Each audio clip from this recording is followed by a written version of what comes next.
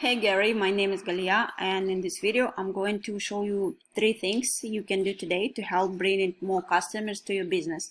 So by the end of this video you will like what you heard, shoot me a message back and we can chat. If not, it's okay with me. So now let me show 3 things that will set your company above your competition. The first thing I want to go over is content. You want to make sure you have a lot of content on your homepage, at least 15 to 2000 words, because Google loves content. And also if your pictures are saved correct way with the right keywords. So the second thing I want to talk about is the citation.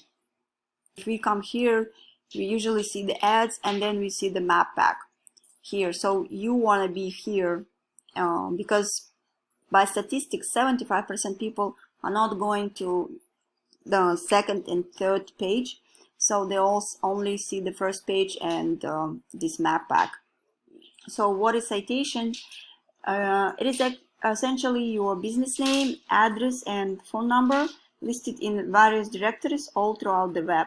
It's basically, to put it simply, yellow pages, Facebook, LinkedIn, any of those places online that allow business owners to add their business details and services with their, it would be considered like a directory or business directory listing. And in order to rank high on the map here, you need to make sure that you are looking at your competition's directory listing and seeing what they are currently being listed in, and you want to try go out and get yourself listed in there as well. But you don't want to just stop whatever they have. You want to add a little bit more, so that way you completely dominating them in that space, and that will help you rank well here in the search. And so now we already covered content and citation, and last thing I want to cover is backlinks.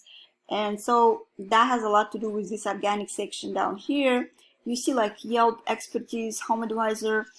So there are a lot of big national companies that are taking up the top of the page.